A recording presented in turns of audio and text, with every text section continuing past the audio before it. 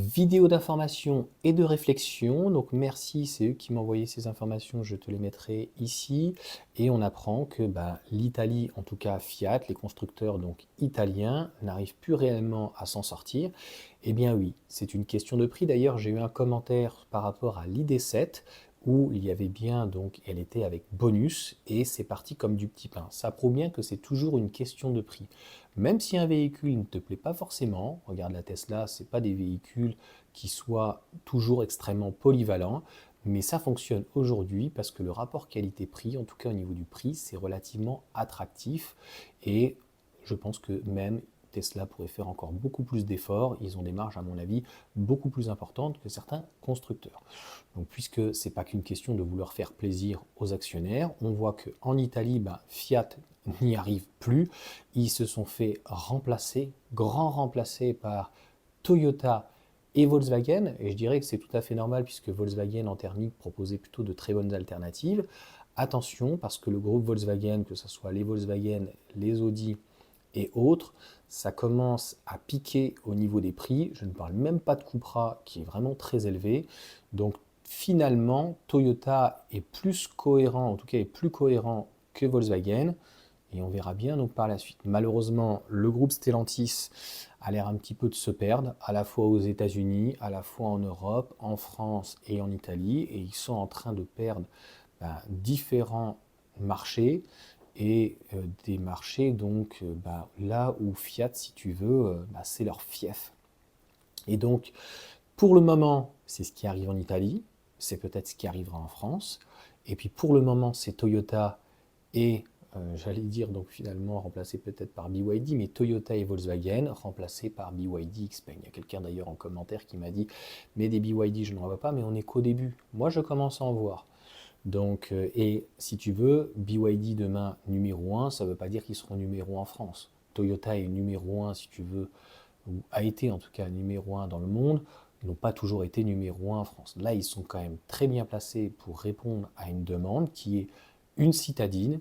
Et malheureusement, la Renault R5 ne répondra pas à cette demande. Ce sera peut-être plus la IC3 ou demain des véhicules un peu plus low cost. Ou tu verras, si ça fonctionne bien et que les constructeurs chinois arrivent à proposer une petite citadine sans bonus à 20 000 euros, eh bien peut-être que ça sera parfait, ça sera leur force. Mais ça, c'est encore un autre débat où j'ai bien expliqué que la technologie des véhicules électriques coûte relativement cher, contrairement à l'époque à des petites 106, 107, 108, c'est pour donner un exemple. Là, concrètement, on voit bien que en Chine, le premier seuil est plutôt aux alentours en convertissant en euros, 10, 12, 14, 16, 18 000 euros. Plutôt 14, 16 000 jusqu'à 22 000 euros donc pour les Tesla ou la Xpeng, donc là pour le coup M03 est beaucoup moins élevé. Nous en France, on voit que même une simple Dacia Spring aujourd'hui c'est aux alentours des 20 000 euros, peut-être 18, tu vois, peut-être 16, peut-être 17, mais on va dire que d'une manière globale, si les constructeurs pouvaient baisser les prix, mais bon, voilà, ils sont tiraillés entre le marché, les actionnaires, la marge opérationnelle et les volumes et donc les marges de la rentabilité. Parce qu'on sait très bien que de toute façon, les volumes vont commencer à se tarir et je pense qu'on n'a pas attendu le véhicule électrique pour que les prix explosent. J'en ai parlé donc sur Volkswagen et je te parle même pas, j'ai vu l'essai et il me l'a envoyé aussi, mais j'ai vu très très rapidement, je n'ai même pas regardé les tarifs, il m'a dit la série 5 nous semble à 90 000 euros. Mais bon, ça va dans la même acabit que chez Mercedes et ailleurs, où le ticket d'entrée pour un petit 4 cylindres diesel, c'est 60 000 euros aujourd'hui. Ça fait donc très très cher le premium. Là, on peut considérer qu'on est sur des prix limites de luxe et les personnes qui étaient plutôt de la classe moyenne, ça peut être donc compliqué. Là, concrètement, c'est pas une question, à mon sens, de prix, c'est que Fiat, entre guillemets, s'est fait grand remplacer par Volkswagen parce que Volkswagen proposait certainement des véhicules plus attractifs et puis surtout par Toyota parce que ça répond à la demande aujourd'hui. Un critère 1, un véhicule plutôt en hybride et un véhicule qui soit fiable. C'est ça en fait le gros problème de nos constructeurs européens et on n'a pas attendu en fait le véhicule électrique pour ça. C'est-à-dire que nos véhicules thermiques ne sont pas fiables. Et j'ai d'ailleurs eu un commentaire de quelqu'un qui m'a dit « Ouais, mais Aldostérone, il a raison et tout, et c'est de la faute de l'Union européenne, c'est parce que ça passe pas les normes, c'est pour ça qu'on a des 3 cylindres. » Mais que nenni! Toyota a bien un 2,5 litres dans un RAV4. Et toute leur gamme, de toute façon, Camry et Lexus, etc. Ils ont même un V6, s'il est toujours le V6, un V6 3 litres dans 450H. Donc, il est où le problème? Non, le problème, c'est au niveau, on va dire, global.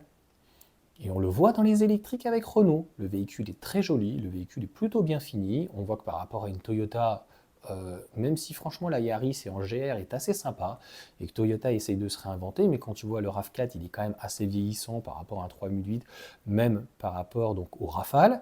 Mais à un moment donné, il y a la raison.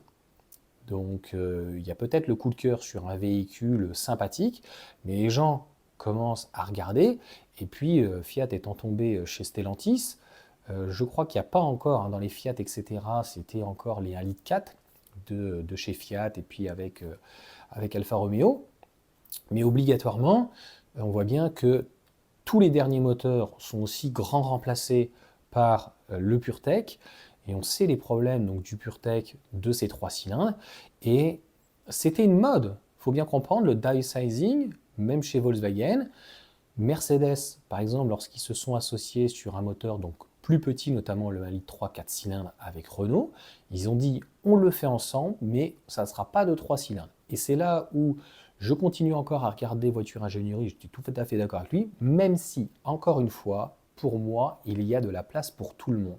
C'est-à-dire que arrêter les véhicules thermiques est peut-être une hérésie. Avoir une citadine diesel est une hérésie. Donc il y aurait fallu des 3 cylindres, des petits 3 cylindres, excuse-moi, mais papy-mamie, avec sa petite 108 qui fait entre 2 et 3 000 km par an, eh bien, il n'a peut-être pas envie ou il n'a peut-être pas forcément besoin d'un véhicule électrique. Et quel est l'impact de ce type de véhicule à l'année? Je pense qu'il est proche du nul.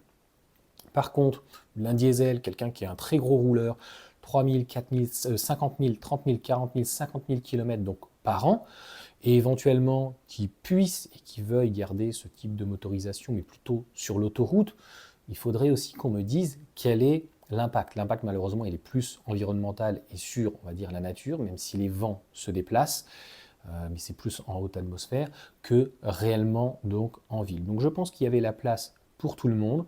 Par contre, un 3 cylindres comme il a été déployé de partout, mais même quand on voit l'hybride rechargeable chez Renault, hein, le dernier véhicule, le Rafale, de mémoire c'est le 3 cylindres, donc c'est un Lani 2, enfin bref, c'est pratiquement partout, même les TFSI, c'était très bien dans des Smart, c'était très bien dans des 106, dans des 108, et encore il n'y en avait pas dans les 106, c'était les 4 cylindres, c'était très bien dans des véhicules où quand tu fais 5000 km par an, ça veut dire qu'au bout de 20 ans, le véhicule aura 100 000. Donc s'il arrive à 150 000 au bout de 30 ans, eh ben, c'est très bien, il partira à la limite à la casse au bout de 30-40 ans, et il sera recyclé. Là, un 3 cylindres sur des véhicules comme Rafale, mais un 5008 mettre 130 chevaux, je ne sais même pas s'il existe en 100 chevaux, mais je ne crois pas, c'est trop léger. C'était déjà léger avec l'un litre 6 donc en VTI, mais au moins on avait, si on peut dire, une base un peu plus saine, même s'il n'était pas parfait ce VTI avec le THP. Donc ça encore une fois, c'est un autre débat, mais c'est la logique. Et la logique des choses, c'est certainement dans 5 ou 10 ans, si on reste dans ce dogme du tout électrique, en tout cas à la commercialisation en 2035, et là on va sans dire que pour Toyota ça va être très compliqué. En tout cas aujourd'hui le seul véhicule électrique, le BZ4X, il y a quelqu'un d'ailleurs qui m'a posé une question, j'ai dit franchement c'est pas fameux, hein. Autant les hybrides sont très bien, et encore une fois, ils ont tout mis dans le système hybride pour moi chez Toyota. La Yaris, la Corolla sont assez sympas, l'Auris était vieillissante, mais le RAV4 est très vieillissant, que ça soit en intérieur, en extérieur ça peut aller. Et puis on a un véhicule par contre qui est extrêmement réaliste, même au niveau des jantes. Voilà, à un moment donné, il faut prendre ses responsabilités. Quand on fait un véhicule très musclé, qui va consommer beaucoup, qui a de très grosses jantes, où on a des véhicules aujourd'hui classiques, hein, une Renault, même si c'est 50 000 euros, ça reste des véhicules plutôt classiques, eh bien du 19, 20, 21, 22, même si ça coûte plus trop cher au niveau des pneus où c'est pratiquement le même tarif, ben, déplacer ce type de jantes, de pneus sur donc, des routes, obligatoirement aussi, ça a un impact. Et pourtant, c'est des véhicules thermiques. Donc voilà en tout cas pour cette vidéo explicative. Et puis ben, la question est de savoir est-ce que comme l'Italie, Renault ou Peugeot va subir donc les mêmes désagréments, même peut-être Citroën, on le voit bien de toute façon, Citroën est obligé de se réinventer et proposer entre guillemets de l'access, du low cost ou de l'entrée de gamme, parce que bah, maintenant c'est fini, hein, le temps des ZX, des BX et surtout des DS, donc clairement, et même pour DS, je pense que ça risque aussi d'être assez compliqué. Allez, ciao à tous.